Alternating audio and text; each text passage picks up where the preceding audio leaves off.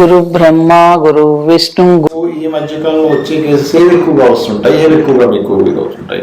అంత చేతులు ఎత్తేసిన కేసులు సపోజ్ హెల్ప్లెస్ మా దగ్గరకు వస్తాయి. ఇప్పుడు రుమటైడ్ ఆర్థరైటిస్ ఉంటది. రుమటైడ్ ఆర్థరైటిస్ లో వాళ్ళు కార్టిజాన్స్ డయాస్ పెట్టుంటారు, ఇంకా వీక్ అయిపోయి కిడ్నీ ప్రాబ్లం వచ్చి వాళ్ళు వస్తారు రిఫరెన్స్ పెయిన్స్ తగ్గాలని చెప్పి. బ్యాక్ పెయిన్ లో lumbar spondylitis, disc prolapse, sciatica వాళ్ళు అట్లా నెంబర్ ఆఫ్ కేసెస్ వస్తున్నాయి. సమస్యలకు 100% ట్రీట్మెంట్ గ్యారంటీ. 20 సంవత్సరాల ఎక్స్పీరియన్స్ కలిగిన అంతర్జాతీయ హోమియో వైద్యులు డాక్టర్ బెల్లంకొండ నాగేశ్వరరావు గారి ఆధ్వర్యంలో హోమియో ద్వారా 100% ట్రీట్మెంట్. For appointments 8121998560. మీ ఆరోగ్యం మా భరోసా. గురుదేవో మహేశ్వరః గురు సాక్షాత్ పరం బ్రహ్మం తస్మై శ్రీ గురవే నమః. శ్రీ గురుభ్యో నమః. శ్రీ మహాగణాధిపతే నమః. శ్రీ మాత్రే నమః. ప్రేక్షకులకు నమస్కారం. మీ డాక్టర్ సుందరి ప్రేక్ష. ఈరోజు మనం ఈ వీడియోలో ఫిబ్రవరి 1, 2024 నుండి 28 ఫిబ్రవరి 2024 వరకు, అంటే శోభకృతనామ సంవత్సరం, ఉత్తరాయణం, హేమంత ఋతువు, పుష్యమాసం, గురువారం, బహుళ షష్ఠి నుండి శ్రీ శోభకృతనామ సంవత్సరం, ఉత్తరాయణం, శశి ఋతువు, మాఘమాసం, బుధవారం, కృష్ణ చతుర్థి వరకు గల గోచార గ్రహస్థితి ఆధారంగా 12 రాశుల వారికి ఎటువంటి ఫలితాలు ఉండబోతున్నాయి, ఉద్యోగ వ్యాపార విషయాల్లో ఎలాంటి ఫలితాలు ఉంటాయి, కుటుంబ విషయాలు ఎలా ఉండబోతున్నాయి, ఏ గ్రహాలు అనుకూలిస్తున్నాయి, ప్రతికూలతను తగ్గించుకోవడానికి ఎటువంటి పరిహారాలు పాటించాలి అని అనేక విషయాలు తెలుసుకుందాం. ముందుగా ఈ మాసంలో ఉండే ముఖ్యమైన పండగలు ఏంటి? మనకి వచ్చేది మాఘమాసం. మాఘమాసం ఈ ఫిబ్రవరి నెలలో ఎటువంటి పండగలు ఉండబోతున్నాయి ముఖ్యమైన మనం చూస్తే కనుక, ఫిబ్రవరి 14వ తారీఖు వసంత పంచమి, 16 రథసప్తమి మరియు భీష్మాష్టమి, 20వ తారీఖు భీష్మ ఏకాదశి, 24 మాఘ పౌర్ణమి మహామాఘి. ఈరోజు ఈ మాసంలో నదీ స్నానాలు, సూర్యారాధన శ్రేష్టమైన ఫలితాలను ఇస్తాయి. ఫలితాలకు వెళ్లే ముందు గోచార గ్రహాలు ఏ రాశుల్లో సంచరిస్తున్నాయో తెలుసుకుందాం. మేషరాశిలో గురువు సంచారం చేస్తున్నారు, అలాగే కన్యలో కేతువు. ధనస్సు రాశిలో కుజుడు ఫిబ్రవరి 4 వరకు, 5వ తారీఖు నుండి మకర రాశిని వృశ్చిక రాశిలో సంచారం చేస్తాడు. శుక్రుడు ధనస్సులో 11 వరకు, తదుపరి మకర రాశిలో సంచారం. కుంభరాశిలో బుధుడు 18 వరకు, మకర రాశిలో 19 నుండి కుంభరాశిలో సంచారం. కుంభరాశిలో శని, మీనంలో రాహువు. చంద్రుడు చిత్తా నక్షత్రమైన కన్యారాశి నుండి బయలుదేరి సంచారం ప్రారంభించి 12 రాశుల మీదుగా సంచారం పూర్తి చేసుకొని హస్తా నక్షత్రంతో సంచారాన్ని ఈ మాసంలో ముగిస్తున్నాడు. ఈ రకమైన గ్రహ గోచార ఆధారంగా ఈ మాసంలో 12 రాశుల వారికి ఎటువంటి ఫలితాలు ఉండబోతున్నాయో తెలుసుకుందాం. కుంభరాశి.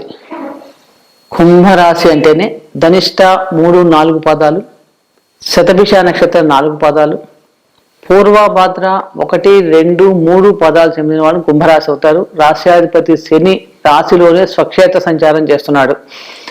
మాస ప్రారంభంలో భాగ్య దశమాధిపతుల కలయిక లాభస్థానంలో, తృతీయంలో గురువు, ద్వితీయంలో రాహువు, అష్టమంలో కేతువు, సప్తమాధిపతి, పంచమ అష్టమాధిపతి వ్యయస్థానంలో సంచారం. దీనివలన ఈ కుంభరాశి వారికి ఫిబ్రవరి నెలలో మిశ్రమ ఫలితాలు గోచరిస్తున్నాయి. ఆల్రెడీ కుంభరాశి వారు ఏలినాటి శని ప్రభావంలో ఉన్నారు. రాశిలోనే శని రాశ్యాధిపతి రాహు నక్షత్రంలో సంచరిస్తున్నాడు, ద్వితీయంలో రాహువు. మాస ప్రారంభంలో ఉద్యోగస్తుల మటుకు చాలా అనుకూలంగా ఉంది. పదవీ లాభ సూచనలు కూడా గోచరిస్తున్నాయి.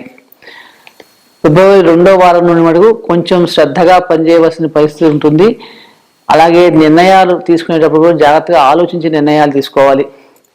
లేకపోతే కనుక ఉద్యోగం చేసే ప్లేస్లో కానీ, ఆఫీసర్స్తో కానీ, మీ పై అధికారులతో కానీ కొంచెం స్వల్ప ఇబ్బందులు చోటు చేసుకునే అవకాశాలు ఎక్కువగా కనిపిస్తున్నాయి. కాబట్టి ఇక్కడ జాగ్రత్తగా ఉండండి. అలాగే పరిభారం పెరగటం వల్ల కూడా మీకు అలసట, చిన్నపాటి అనారోగ్య సమస్యలు కూడా గోచరిస్తున్నాయి. మాస ప్రారంభంలో విద్యార్థులకు చాలా మటుకు అనుకూలంగా ఉంది.